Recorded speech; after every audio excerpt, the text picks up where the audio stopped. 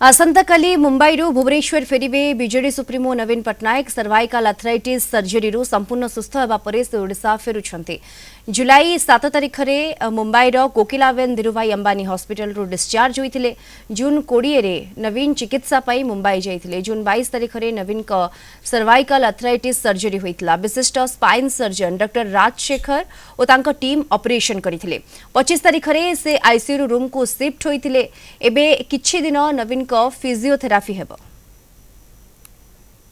पूर्वतन मुख्यमंत्री विरोधी दल नेता श्रीयुक्त नवीन पट्टनायक शनिवार दिन